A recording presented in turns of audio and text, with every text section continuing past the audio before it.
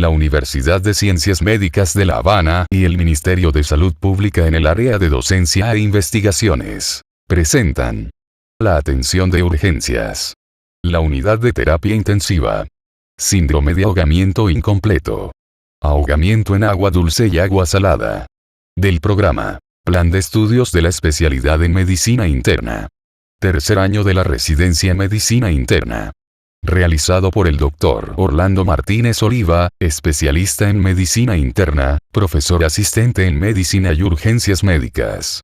Diciembre 2024.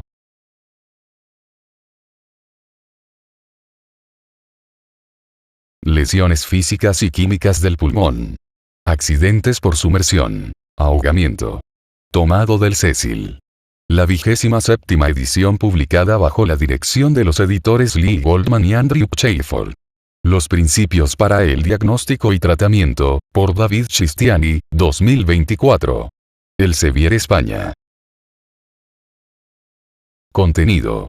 Definición, epidemiología, biopatología, manifestaciones clínicas, diagnóstico, prevención, tratamiento, y pronóstico. Definición. El ahogamiento se define como el proceso por el que se experimenta una alteración respiratoria debido a la sumersión-inmersión en un líquido. El término casi ahogamiento se utilizó previamente para describir a los individuos que sobreviven a un accidente por sumersión, al menos temporalmente, pero se ha abandonado tras las recomendaciones del primer Congreso Mundial sobre Ahogamiento de Ámsterdam de 2002. Epidemiología. El número estimado de muertes anuales en todo el mundo por ahogamiento es de 400.000, principalmente en países de ingresos bajos y medios. Aproximadamente 4.200 personas son tratadas al año por ahogamiento no mortal en los servicios de urgencia de Estados Unidos. Y cerca de otras 3.400 sufren un ahogamiento mortal. El consumo de alcohol, la edad inferior a 4 años y el sexo masculino se asocian a aumento de la incidencia de ahogamiento no mortal y mortal. Biopatología. La fisiología del ahogamiento es compleja y se relaciona con dos acontecimientos diferentes. La inmersión, de la vía respiratoria superior sobre el agua, y la submersión, vía respiratoria superior bajo el agua.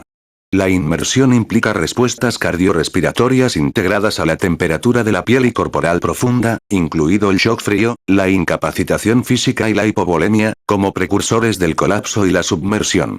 La respuesta inicial a la sumersión-inmersión es la apnea, seguida casi invariablemente por aspiración. El laringoespasmo puede causar la aspiración de una cantidad variable de líquido hacia los pulmones. Se produce hipoxemia, hipercapnia y acidosis de forma aguda.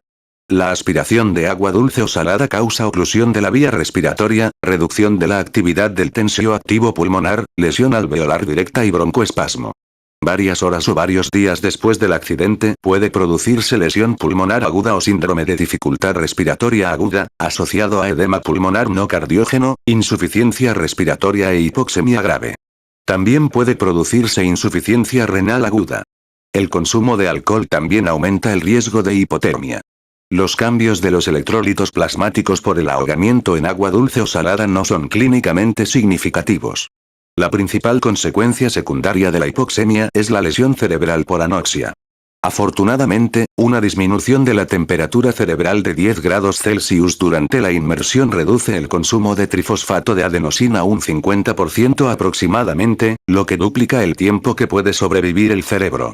La mortalidad se debe fundamentalmente a las secuelas cardiovasculares de la intensa hipoxemia precoz o tardía. Manifestaciones clínicas. La presentación inicial de una víctima de ahogamiento es muy variable. La hipotermia, que es frecuente en ellas, puede asociarse a bradicardia o parada cardíaca por asistolia o fibrilación ventricular. La taquipnea, la taquicardia y la febrícula son típicas en pacientes no hipotérmicos. Puede haber cianosis, y un paciente que tosa puede expectorar un esputo de color rosa y espumoso. La evaluación neurológica puede mostrar agitación con o sin intoxicación o coma. Debe explorarse cuidadosamente al paciente para detectar signos de traumatismos asociados. Los hallazgos esperables en las pruebas de laboratorio son ciertas alteraciones leves de los electrolitos independientemente de que la sumersión se haya producido en agua salada o dulce, leucocitosis moderada, ligera disminución del hematócrito en las primeras 24 horas o ligero aumento en la hemoglobina libre con hematócrito estable en la sumersión en agua dulce, debido a hemólisis, hipoxemia grave y acidosis metabólica. Puede haber signos de coagulación intravascular diseminada. Los cambios electrocardiográficos iniciales comprenden taquicardia sinusal y alteraciones inespecíficas del segmento ST y la onda T, que revierten a la normalidad en pocas horas. Pueden producirse arritmias ventriculares potencialmente mortales, bloqueo cardíaco completo o signos de infarto de miocardio en fases tempranas o tardías de la evolución del proceso. Las radiografías de tórax pueden ser normales inicialmente, aunque haya una alteración respiratoria grave. Pueden formarse infiltrados alveolares parcheados bilaterales que indican progresión a lesión pulmonar aguda o dificultad respiratoria aguda. Diagnóstico. El diagnóstico de ahogamiento se realiza por el antecedente de sumersión en medio líquido con la consiguiente alteración respiratoria. Se debe explorar a los pacientes con circunstancias poco habituales en la presentación para detectar signos de traumatismo o agresión. Prevención. Los accidentes por ahogamiento son prevenibles en su mayor parte, especialmente en niños. El vallado de las piscinas es una estrategia eficaz para evitar el ahogamiento. La principal causa de ahogamiento en lactantes y niños pequeños es la ausencia de supervisión por parte de un adulto, y se insiste en la recomendación de la supervisión de todos los niños pequeños que se acerquen al agua en cualquier entorno. Es importante la participación del alcohol en el ahogamiento de adolescentes y adultos, y en todas las personas que participen en actividades acuáticas debería restringirse su ingesta. En niños y adultos se recomienda el uso de dispositivos de flotación personal. Tratamiento. Una vez que la víctima se ha recuperado de la sumersión, el tratamiento debe centrarse en el soporte vital básico, incluido el aviso al personal de emergencias y el establecimiento de una vía respiratoria y una reanimación cardiopulmonar adecuadas, si es necesario. Si la víctima está en apnea, debe realizarse respiración de rescate de forma inmediata, incluso antes de la salida del agua. Se debe estabilizar la columna cervical si hay antecedentes de zambullida, uso de toboganes acuáticos, signos de lesión o de intoxicación por alcohol. En las demás situaciones es improbable una lesión medular, y las técnicas y el equipo de estabilización de la médula cervical pueden dificultar un tratamiento oportuno y eficaz. Es innecesario intentar eliminar el agua de la vía respiratoria. Las arritmias cardíacas se deben tratar mediante los protocolos de soporte vital cardíaco avanzado, que incluyen el uso de un desfibrilador automático externo cuando sea apropiado.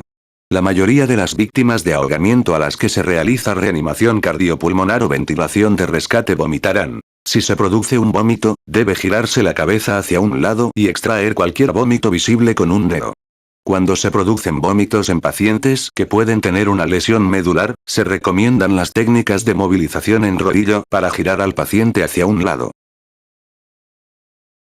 Todas las víctimas de un incidente por sumersión deben ser transportadas a un hospital para una evaluación adicional, el tratamiento de una posible insuficiencia respiratoria y vigilancia durante hasta 24 horas. Puede ser necesaria una broncoscopia para evaluar las sibilancias localizadas o las atelectasias persistentes. No son útiles los antibióticos preventivos, pero debe tratarse con antibióticos adecuados cuando haya datos de neumonía. Como pueden aislarse microorganismos poco habituales en las vías respiratorias inferiores, debe intentarse identificar la flora microbiana específica perteneciente al lugar del accidente por ahogamiento. No se han llevado a cabo estudios controlados aleatorizados sobre estrategias de ventilación específicas, pero normalmente se recomienda la ventilación con protección pulmonar, es decir, un volumen de ventilación pulmonar de 4 a 6 mililitros por kilogramos de peso corporal ideal con una presión teleexpiratoria positiva suficiente de 5 a 10 centímetros de agua para evitar atelectasias. El tratamiento de la lesión neurológica se centra en el tratamiento de apoyo a la vez que se minimiza la magnitud del edema cerebral. Para reducir el edema cerebral y la presión intracraneal, se puede administrar por vía intravenosa suero salino hipertónico 7,5 al 23% para alcanzar unos valores diana de sodio sérico de 145 a 155 milimol por litro, o manitol, 1 gramos por kilogramo en un bolo de manitol al 20%, repitiendo la dosis cada 6 a 8 horas según las necesidades para alcanzar una osmolalidad sérica inferior a 300 a 320 miliosmol por kilogramos, aunque no se han podido demostrar sus posibles efectos beneficiosos en estas circunstancias. La hiperventilación hasta una presión de CO2 de 34 a 36 milímetros de mercurio puede ser útil. La presión intracraneal puede aumentar como consecuencia del temblor o de movimientos sin un objetivo claro, que se deben reducir. La hipotermia terapéutica a 36 grados Celsius inducida mejora el pronóstico neurológico tras la parada cardíaca, y las recomendaciones actuales para las víctimas por ahogamiento que siguen en coma, tras el rescate, indican que se debe evitar el recalentamiento hasta una temperatura central o timpánica mayor de 34 grados Celsius, y que se debe mantener una temperatura de 32 a 34 grados Celsius durante 24 a 48 horas. Debe evitarse la hipertermia en todos los casos. Pronóstico. La mayoría de los ahogamientos son mortales. La tasa de mortalidad de las víctimas por ahogamiento que llegan vivas al servicio de urgencias es de aproximadamente el 25%. En cerca del 6% de las víctimas no mortales por ahogamiento persiste un déficit neurológico a largo plazo. La duración prolongada de la inmersión se asocia a un pronóstico menos favorable, y el riesgo de muerte, o de déficits neurológicos graves y permanentes, aumenta del 10% después de menos de 5 minutos de inmersión. Al 55% aproximadamente al cabo de 6 a 10 minutos de inmersión, casi al 90% tras 11 a 25 minutos de inmersión y casi al 150% después de más de 25 minutos de inmersión. Sin embargo, algunos niños pequeños que están hipotérmicos cuando son rescatados tras sumersiones de hasta 60 minutos se han recuperado sin lesión neurológica. Otros factores asociados a mal pronóstico son hipotensión, apnea persistente, coma, retraso superior a 10 minutos en recibir apoyo vital básico y duración de la reanimación de más de 25 minutos. Bibliografía.